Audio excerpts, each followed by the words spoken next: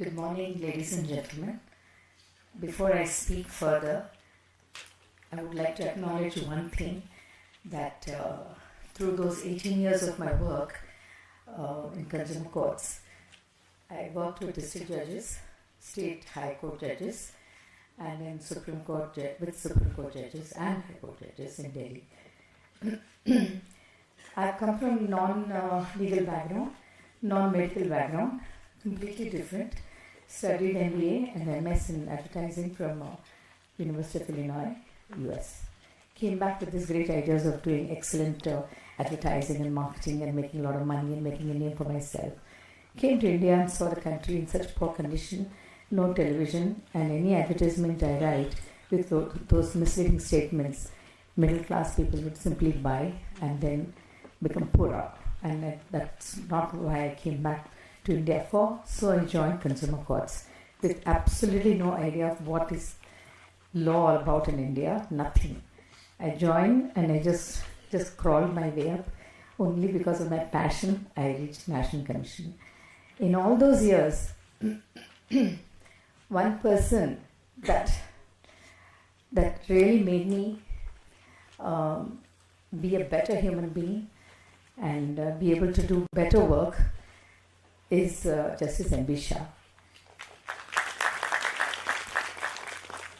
So before I speak further, because he's my Guru, I would like to say Guru Brahma, Guru Vishnu, Guru Deva Maheshwara, Guru Sakshat Parabrahma, Tasmai Sri Guruve Namaha. First I would like to give that tribute to him, and now the rest of you. See, what would you like to know? Would you like to know what is wrong with the medical profession that's going forward, or what forward?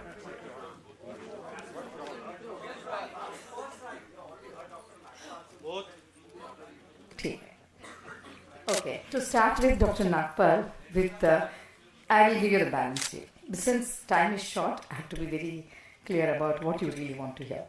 First, to clarify, Dr. Nagpal said 11.5 crores, whatever compensation a doctor has to pay in Dr. Kunal Saha judgment. What he said, according to that, he has to pay so much insurance cost is going up. It's not correct. I'm just saying it's a judgment by Supreme Court, so we are not here to sit on a judgment on that.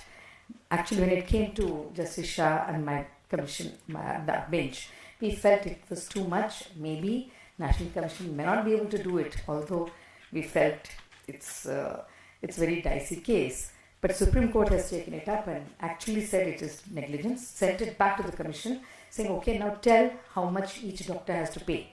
Now, when we didn't decide about negligence per se, how to decide who, which one, again, entire thing has to be heard. Again, it came back when I was sitting on the bench with Justice Gupta, and we said, how do we decide this? And anyway, finally we decided certain amounts, and then again Supreme Court again said something else.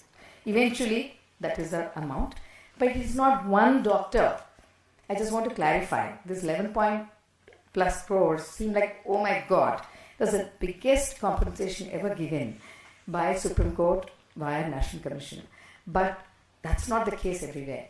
And it is like between so many doctors and hospital and insurance company, whatever. So don't get scared and don't get nervous. It's nothing to be nervous about.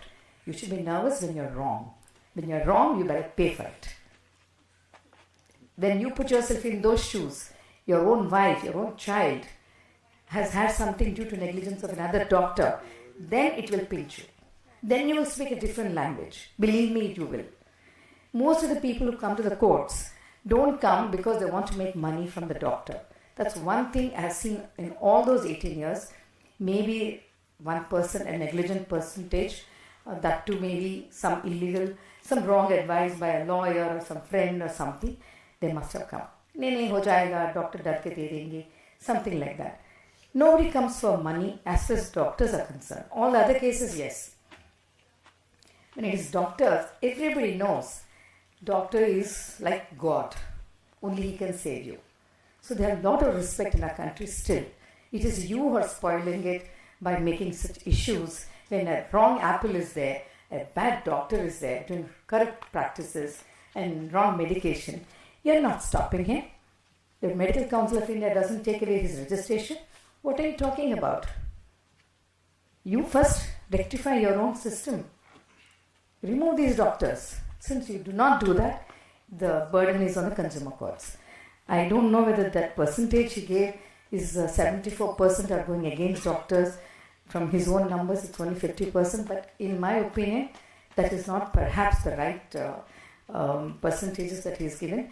Normally, during those years, we always treated doctors with kid gloves, with a lot of respect, and we've never gone against the doctor. I don't remember any judgment that we gave can actually be scrutinized and be said that was not right, because a lot has gone into it. Like months we sat on each judgment, thought about it, every document was looked into. But you know how many doctors fudge the records? How many doctors give wrong affidavits? Put a hand on yourself and say, isn't it happening? We found by going through all the affidavits, at the end of it, small nurses recording, there was temperature and we gave some medicine. Throughout it was a different story. By all the eminent doctors and the best hospitals. I'm just putting the other side. Since I said you've heard one side just before me, I was not going to even speak this way. But since I heard Dr. Nagpal, I said I must give another side to the whole thing. And anyway, on the lighter note, will you all start writing better with a legible handwriting from now on? It is so difficult to understand your handwriting. This is a one skill you have to develop in your college. We can't do it in the consumer courts. Because we really go through those records and just keep wondering, what does that mean? Literally. Anyway, on the lighter note. And second is your skills. This has to be taught in your college once again. How to speak to your patient, how to take history, how to get out that information from the patient. Patient doesn't know that 6 years back that person had certain incident, medical incident, which she has to talk about. They don't know. Not that they're hiding. But you have to get that information. That's when you can treat the person right. You have to inform the patient. You have to tell me everything. And then get that information. That helps you in your treatment. You will not make mistakes. Because suddenly you realize, oh my God, I didn't know this. And that's fatal to the patient. So take the history. Third, you have to write notes meticulously, however busy you are. You make sure your junior, whatever be. When your notes are very meticulous and clearly written, then we know you intended your best. You gave your best. Maybe at that time your mind was different, mindset was different, your knowledge was different, you thought differently, but in the interest of the patient, you have done it in a particular way. As long as you have actually done your best, although the opinion could be different by another doctor and the result is different, we see the clarity of thought that you had in your mind while doing whatever you've administered during the surgery and anything, whatever you've done. So when you say why breech candy was not allowed to be continued in Kunal Saha's case, we actually asked the breech candy and the Dr. Kunal Saha, actually what happened, how breech candy is negligent, deficient in service when you already brought her in a very, very critical condition. They actually took her hoping if they could do any difference. They could not, and they said it's better goes back to Calcutta. So they said, if that is the case, there is a negligence. They said, okay, we will withdraw. That's how it was withdrawn. Not because we were favoring breech candy. Just want to clarify because I was on that bench and I didn't want wrong impressions to go on. Before I speak about any other stuff, you must know about few cases which are very, very important and which will open your eyes. We are talking about many cases, but a case where Justice Shah has written this clear judgment is a young boy who's riding a motorcycle met with an accident by a bus, and right in front of Ruby General Hospital in Calcutta. He was taken in immediately with the motorcycle and everything, and the treatment was started. But the boy became a little critical. The hospital said, put 20,000 right now here, otherwise we are not continuing. So the boy, before he lapsed into, unconsciousness, said, I have insurance and you can tell my parents. and the people around collected 2,000. The motorcycle is also there. All this is there, but still they did not continue, and the boy died on the way, being taken to another hospital in a taxi. And why did he die? Why did this young boy lose his life? Fee can wait, but death cannot. And this is what Justice Bisha said that. And don't you all feel that it can happen to any of you, your child? So I'm just saying, put yourself in those shoes and see why these decisions are coming against you. Because somewhere along the line, you have forgotten your oath. Just remember, be kind, because then kindness will come from others to you. There's another case. Just want to give a glimpse of it because the time is so little. You're always hiding names and addresses of the doctors who worked with you and who actually, when during operation or treatment, who were part of this whole thing. Nothing. We don't know, the doctor has gone away somewhere. This is the attitude earlier.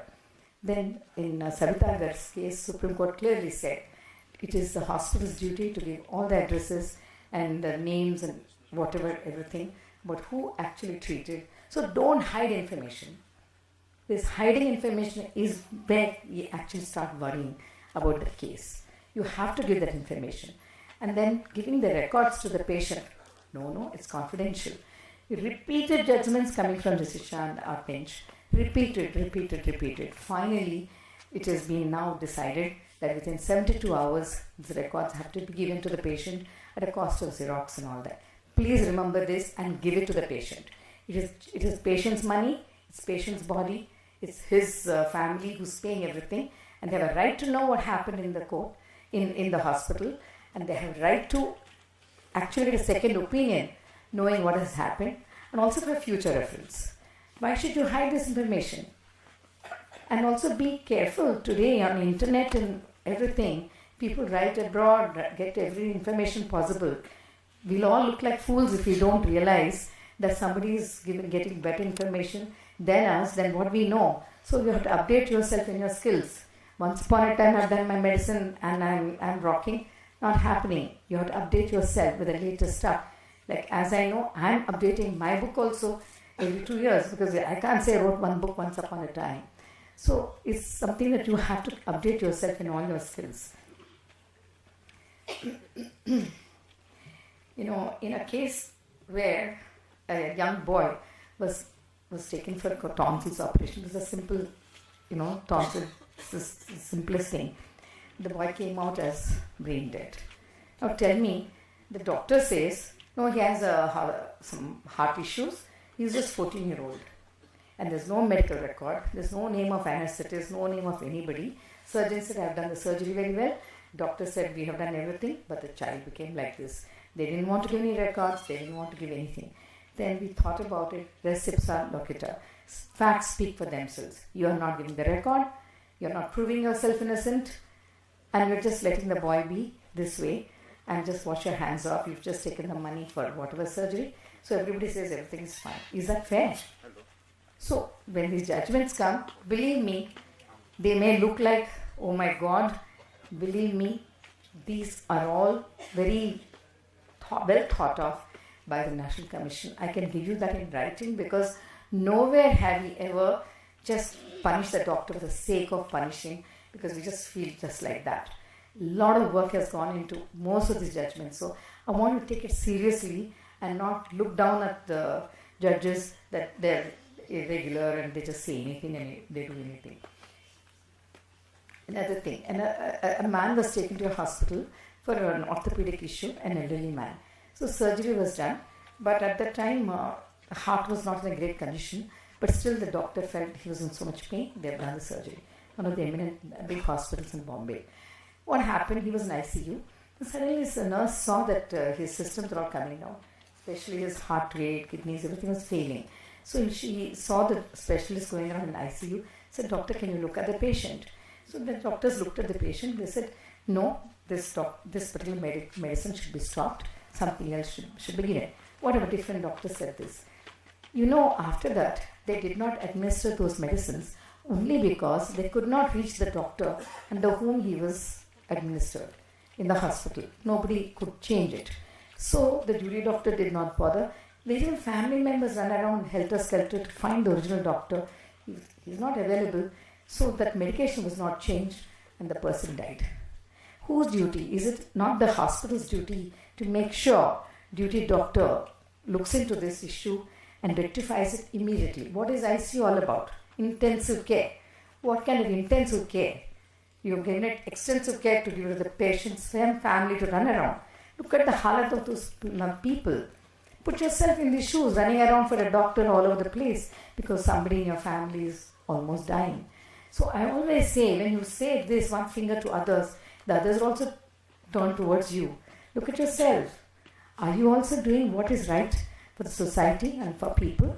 And if you do, whatever you do, you write it properly. It is always looked at in a very fair manner because the doctor has put in all his effort and energy into this patient, not like flippantly treated this patient. So it will always be seen by the court. It will always be in your favor to write the record. People just somehow vanish the records. They just don't want to show any records. A girl who just came from malaria, blood was transfused, and it was given in one of the topmost hospitals again. Young girl, 16-year-old, and she got into all these other issues of hepatitis B. And her sister, who's doing medicine, came and argued the case herself. Doctors and hospitals, they said, no, we have got everything perfect. You won't believe it. Everything was perfect. And small document showed that the blood, whatever blood was given, I was looking at who gave this blood, whose blood is this. They were not willing to give much information, but it showed it was an expired blood. So on that one small thing, it is so difficult to catch anybody because they cover up their steps so beautifully. I'm talking about the best hospitals in the country, they are doing it. The topmost doctors are doing it. So I'm saying it with full confidence. I'm not saying against them. I go to the same hospitals for treatment. But I'm still saying this is what is happening. And in that little note, we realized that blood was given, which was like so outdated. So we said that infection definitely came from you, and we put it. So we had to find this small little noting somewhere, literally with a, that kind of a keen eye to find where is, because something went wrong. How to find it is very difficult. But if you have to settle the case, why do you say that it is against you or for you? You've done a mistake. Then what is wrong in paying nothing wrong? You go to, when you need a building, you go to consumer courts, you fight and you get it with interest, 18% and what all, and you're most happy. Builder, will he ever give it to you besides if it's not for consumer courts? And another thing, when you're writing your little notes as a duty doctor or somebody, never write just like that anything. One elderly couple went for a husband had a heart issue, so the wife was asked, "Kab se ye hai?" So over anxious wife said, "वो बहुत साल से है, मैं बहुत परेशान हूँ." What she was saying is he has this BP and he can't walk the steps, like age-wise. And they wrote pre-existing disease. And the poor couple fought district forum, state commission, and came up to national commission saying that it is a pre-existing. He was not treated for anything.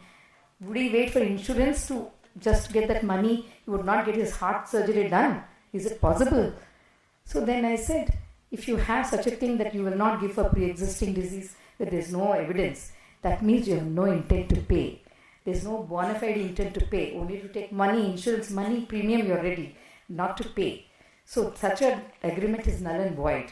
So don't write anything without checking about the patient's background. By that small little thing, they had to spend so much money, this elderly couple, just to get that little, whatever few lakhs, that is their entire income. So don't harass people like this. Be careful when you're doing your notes. I don't want a second bell to come, and I thank the organization for this chance that is given to me, and I hope it opens up. I only spoke about the other side because Dr. Nagpal spoke before me, so I have to give the other, the side that you have to be careful about. Thank you very much.